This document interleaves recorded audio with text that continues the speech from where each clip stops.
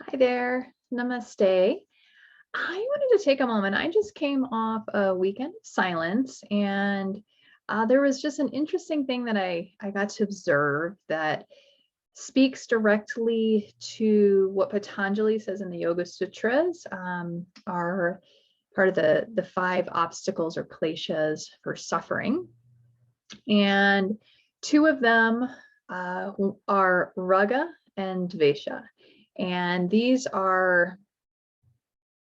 likes or dislikes or attachment and aversions.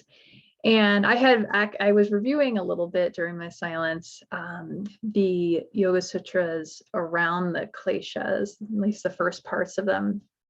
And I got a direct experience of those. And I just wanted to share how amazing the mind can just, in a sense, wreak havoc, whether it's around the ragas, which are attachments, things that are more pleasurable, attaching to pleasure, and dvesha, which is aversion or kind of that avoidance or aversion of things that don't feel as good.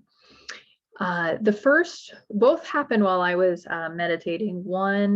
The first one that happened was when I was meditating, I had just a sense of just connection, just feeling loved.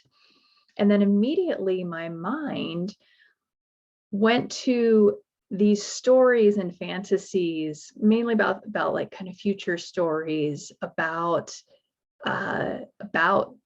trying to find that, doing things that made me feel even more like connected or loved, but it was all outside of myself. Instead of it being an inward sensation, it was almost like my mind enjoyed that sensation and decided to continue feeling that by making up these stories that felt good more and more, just, yeah, basking in that, in a sense, clinging to or attaching to that positive sensation. And having just reviewed what about Raga, I just started laughing and was able to slowly let go of those stories and just come back to my meditation practice. So then the second one with Dvesha later on that evening when I sat down to meditate, for some reason my body was starting to get really tight, kind of like in my stomach and pelvic region. And with that tightness, I noticed that my mind was starting to either go back to memories and try to rewrite them to feel more powerful in situations I didn't feel that powerful in, or other stories people have shared with me, and going in and like, these fantasies of making it better or fixing it. And it was, to me, it was an example of my mind associating just this tightness and thinking about times in my life where I've felt that tightness and trying to, again, create these stories to help release that tightness or go against it, trying to avoid that tightness. It definitely didn't work. My mind just kept spinning on that. And I worked with it over the time I was meditating.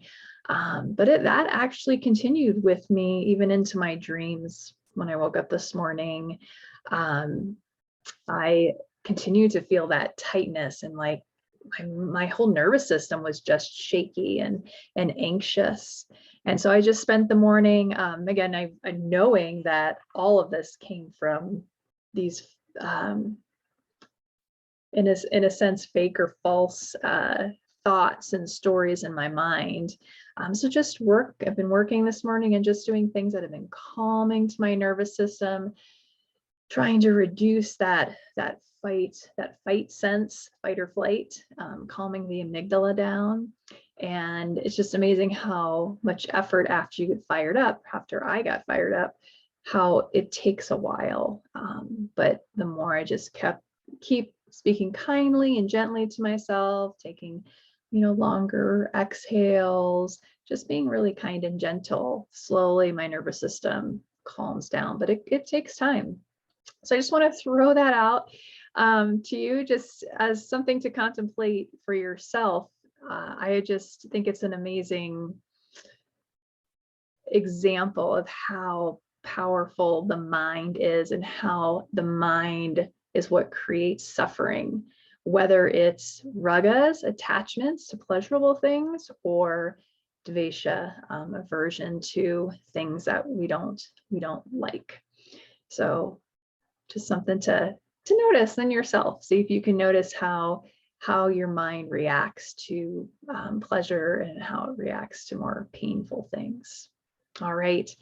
Thank you. Have a wonderful day. Namaste.